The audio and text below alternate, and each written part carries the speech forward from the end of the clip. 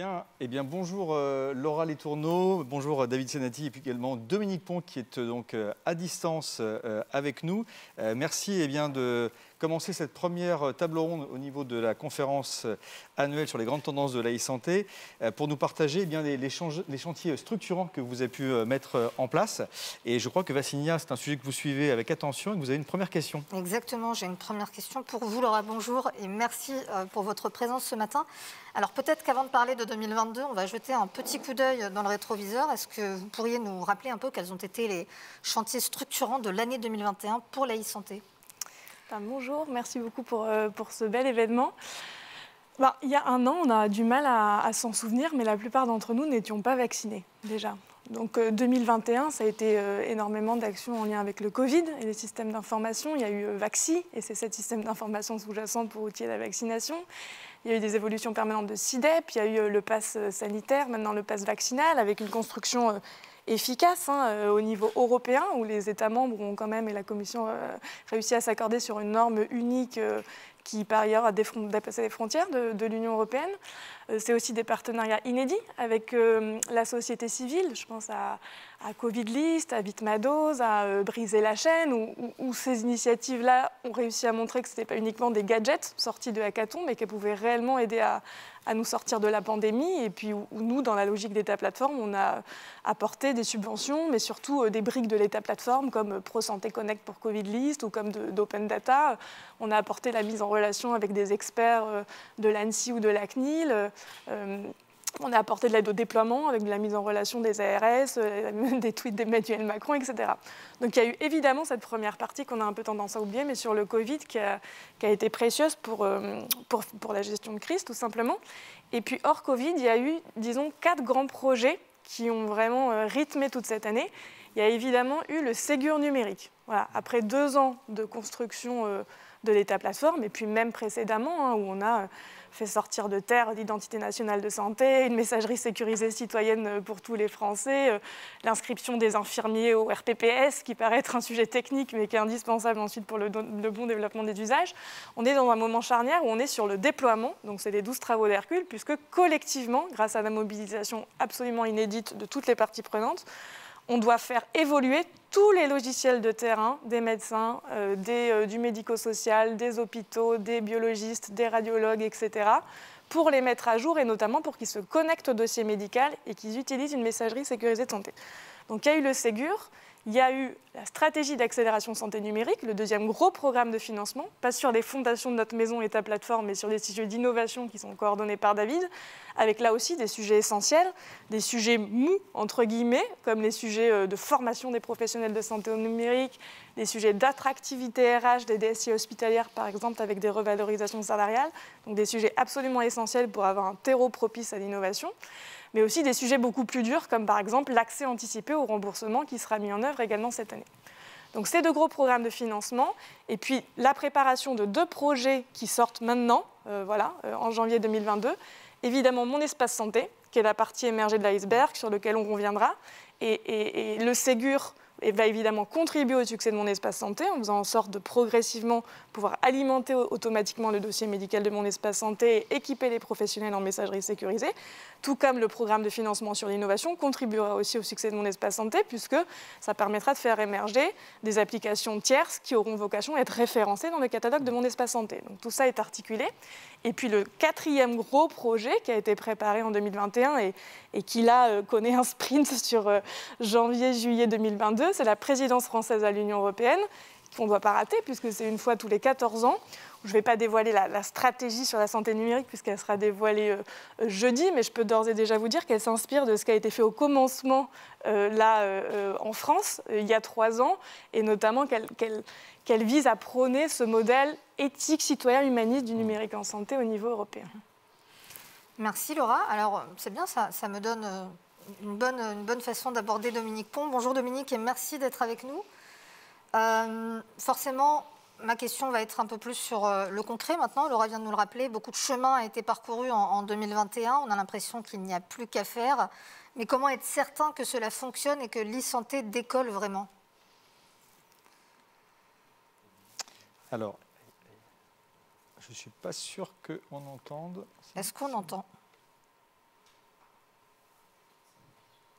Ah, c'est les aléas du direct. Est-ce que...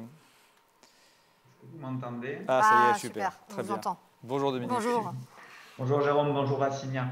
Oui, non, enfin, on n'est jamais certain dans la vie des choses, mais ma conviction profonde, c'est qu'il n'y a jamais eu cet alignement de planète en France en termes de e-santé. Il n'y a jamais eu ça. Il n'y a jamais eu une telle mobilisation, il n'y a jamais eu une telle maturité, il n'y a jamais eu de tel financement, hein, Laura vient de le rappeler. Moi, je suis convaincu que ça y est, maintenant, on va basculer et que clairement, le travail de fond qu'on mène dans l'ombre, hein, aujourd'hui, vous êtes dans les étoiles à Paris Santé Campus, hein, mais avec Laura, ça fait 3 ans qu'on est à la cave, qu'on fabrique la chape de la maison un peu dans l'ombre. On ne fait pas des choses que glamour, mais des choses qui étaient indispensables pour en fait construire quelque chose de solide en matière de numérique en santé en France. Pour moi, la clé, c'est d'aller au bout de ce qu'on a dit. On a posé les bases.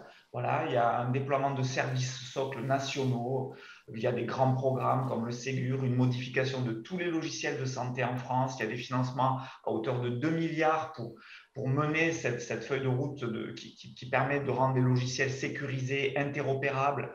Il y a la semaine prochaine l'annonce par le ministre du lancement pour tous les Français de cette plateforme numérique, citoyenne, souveraine, publique, un grand service public qui est mon espace santé, avec une messagerie sécurisée pour tous les Français, avec un coffre-fort numérique de données de santé pour tous les Français. Il y a l'arrivée de la PFUE, de la présidence française de l'Union européenne. Et moi, ce que je sens, c'est que l'ensemble des acteurs de l'écosystème, professionnels de santé, pouvoirs publics, associations de patients, industriels, start-up, éditeurs, tout ça là, tout cet écosystème maintenant, et y croit. Et l'étape qu'on doit franchir, ça sera comment on fait pour apporter ça aux Français, pour que les Français s'en saisissent. Ça ne sera pas simple, on est en France, hein, il y aura toujours les polémiques, le scepticisme à la française et le pessimisme à la française, mais clairement, si on m'avait dit il y a 3 ans, rappelez-vous, il y a 3-4 ans, personne ne croyait qu'on sortirait de l'ornière dans la santé en France. Maintenant, tout le monde y croit. Et moi, je pense que c'est ça, en fait, qui fait l'énorme différence et qui fait que même si ça ne sera pas facile, même s'il y a encore beaucoup de boulot et même s'il ne faut jamais lâcher l'affaire et rester en ligne et faire ce qu'on a dit, toujours faire ce qu'on a dit, construire peu à peu de façon humble, pragmatique et déterminée toutes ces fondations du numérique en santé en France avec les grands programmes dont Laura a parlé, pour moi, c'est clair qu'à un horizon 18-24 mois, on sera leader européen et peut-être leader mondial en matière de e-santé. Merci Dominique. Avant de vous reposer une question, j'ai une question pour Laura. Alors vous dites que voilà, vous sortez de la cave et vous mettez en lumière aujourd'hui beaucoup d'initiatives. Les dernières notamment touchées autour des comités citoyens. Donc je crois que la place des patients semble centrale en fait dans votre réflexion et votre stratégie. Est-ce que vous pouvez nous expliquer comment vous construisez tous ces chantiers autour de l'intérêt du patient? C'est quelque chose qui nous tient énormément à cœur, hein, depuis le début. On sait que tous, au bout du bout, les professionnels de santé, les industriels, les hôpitaux, au bout du bout, on travaille pour les patients et pour les citoyens. Donc c'est indispensable non seulement, de les accompagner au numérique en santé, de les former.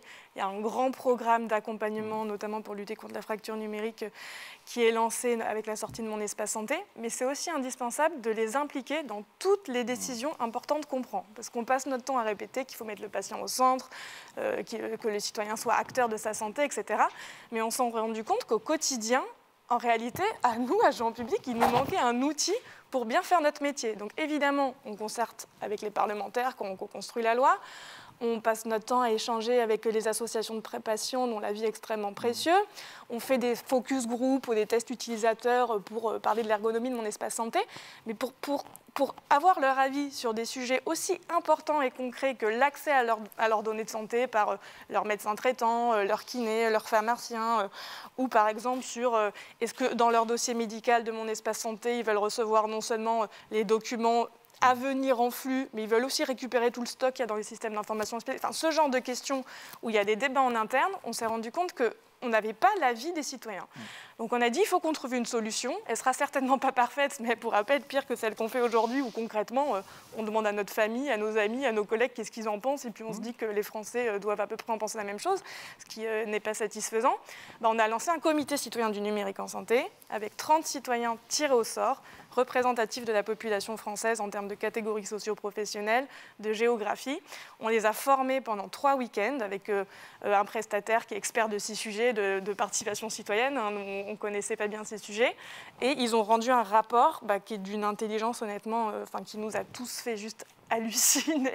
Les sujets sont hyper arides. Ils ont réussi à s'en emparer et à produire des recommandations qui sont vraiment nuancées, qui franchement redonnent foi dans la démocratie. On se dit qu'on peut avoir des débats pertinents avec monsieur tout le monde, entre guillemets, même pas des experts, et avoir un rapport extrêmement pertinent.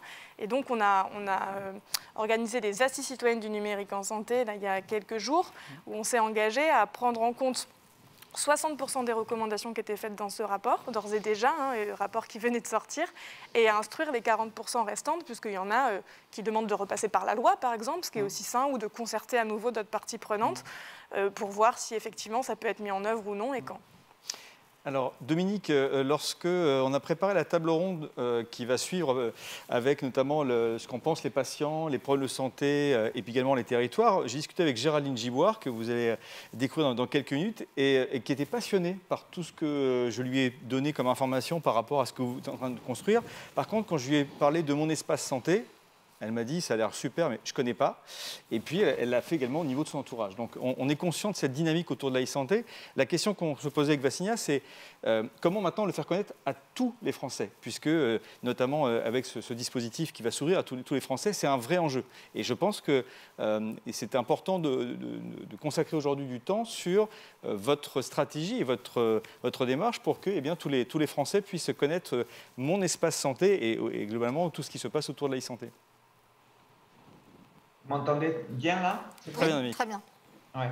Bon, clairement là, depuis 3 ans, pour construire mon espace santé et toutes les fondations du numérique en santé, ça se fait à bas bruit, hein, puisqu'on devait d'abord régler des problèmes techniques avec l'ensemble de l'écosystème, les industriels, les professionnels de santé, les pouvoirs publics ensemble pour construire ces bases. Et pour l'instant, on a fait ça sans tambour ni trompette parce qu'on avait déjà à régler des choses techniques en amont en fait, de l'ouverture d'une plateforme à l'ensemble des citoyens français pour gérer leurs données de santé. À partir de la semaine prochaine, donc, il va y avoir le lancement officiel de mon espace santé avec des conférences de presse, avec un plan média, avec des spots à la télé, avec des articles de presse, avec des téléreportages. Donc, il va y avoir déjà un premier travail de base qui est le travail on va dire, de communication, voilà, média, qu'on n'a jamais fait à l'échelle du grand public sur le numérique en santé. Donc, il y aura ce premier élément assez important. Le deuxième point, c'est que je rappelle que dans mon espace santé, le principe, c'est que chaque Français sera contacté, soit par courrier, soit par messagerie, l'informant de la possibilité d'activer ou de s'opposer à son espace numérique de santé. Donc, il y aura déjà ce premier élément quand même qui est massif. Il faut compter à peu près 2 mois pour que l'assurance maladie contacte par écrit ou par messagerie l'ensemble des citoyens français. Donc ça, là déjà, il y aura un dispositif de communication, d'information, etc. On croit aussi beaucoup au relais des professionnels de santé. Donc les professionnels de santé, toutes professions confondues, seront suivis, auront des kits de communication, auront des visites, des agents d'assurance maladie pour leur expliquer les enjeux pour qu'eux-mêmes soient capables d'en parler à leurs patients.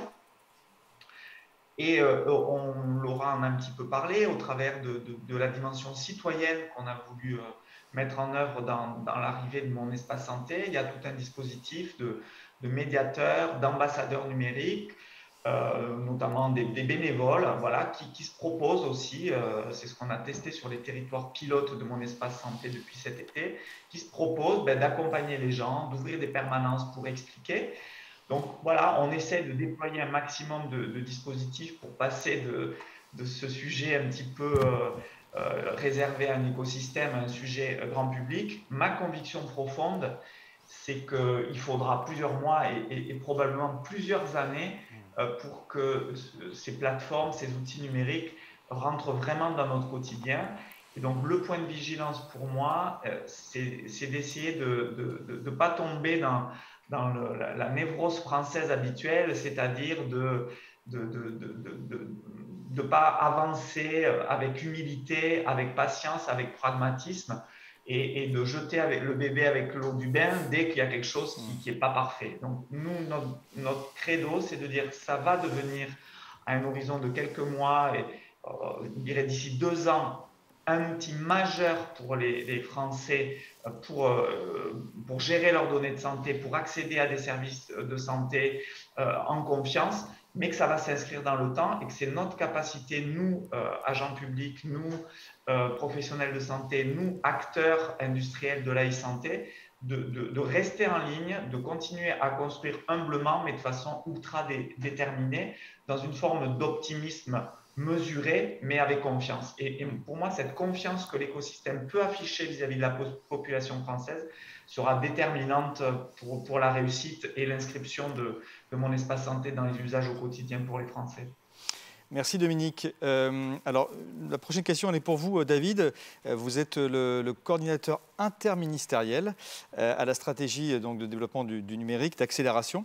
Alors, quand on entend interministériel, on sait que lorsque vous l'avez annoncé à Station F il y a maintenant quelques mois, il y avait plusieurs ministres qui étaient présents autour de la recherche, mais également sur d'autres thématiques. Donc, est-ce que ça veut dire que la santé numérique, elle dépasse celui du ministère de la Santé? Est-ce qu'on va plus loin?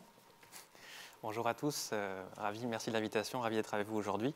Donc David Sensi, je suis à la délégation ministérielle au numérique en santé, effectivement, et j'ai l'honneur de coordonner un plan qui est lui interministériel. Effectivement, pour la santé numérique, pour qu'elle se déploie et pour être pragmatique et vraiment aller dans le concret, il fallait que l'ensemble des ministères soient alignés sur la stratégie de déploiement de ces innovations et qu'on soit tous embarqués.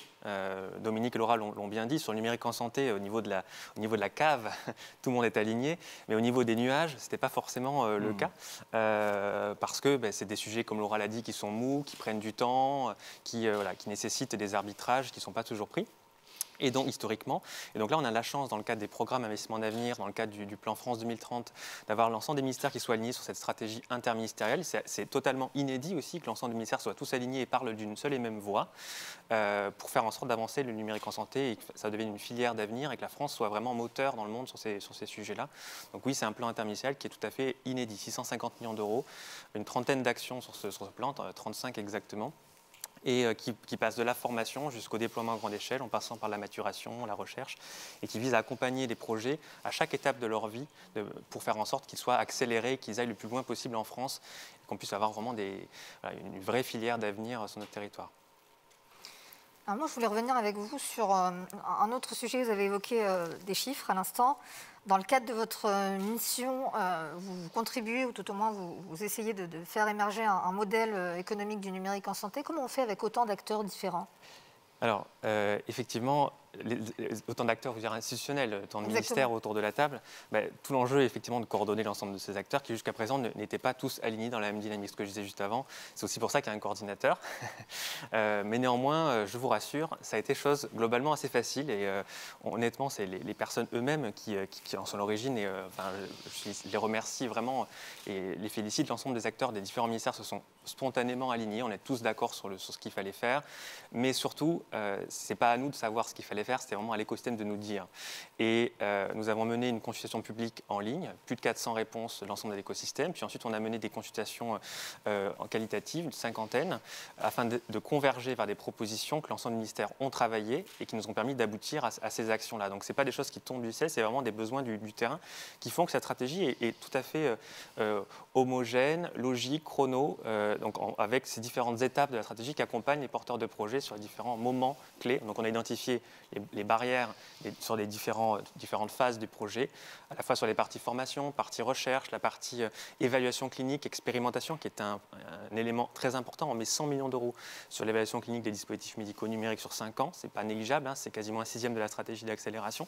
Et comme l'a rappelé Laura, jusqu'au remboursement où on vient craquer un sujet assez fou, d'accélérer l'accès au remboursement, en tout cas donner plus de visibilité aux entrepreneurs pour qu'ils accèdent à une prise en charge pour leurs dispositifs médicaux à usage individuel. Et je voulais revenir sur la formation aussi.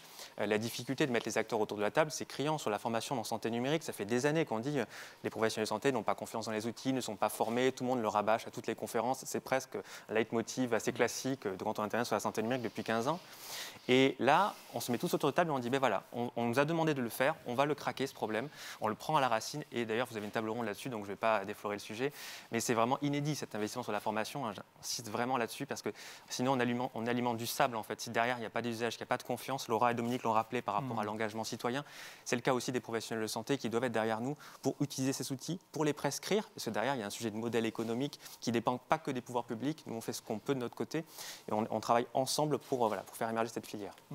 Mais c'est important ce que vous venez de dire, David, sur le regard en fait, des patients, des problèmes de santé et des territoires qu'on aura dans quelques minutes. On voulait vraiment avoir cet effet miroir par rapport à vos interventions. Donc merci Laura, merci David. Merci. Et merci à Dominique pour votre temps et également pour les projets que vous portez. Vous pouvez bien sûr les suivre directement également sur les différents réseaux sociaux. Je crois que vous êtes assez dynamique en la matière. Et donc...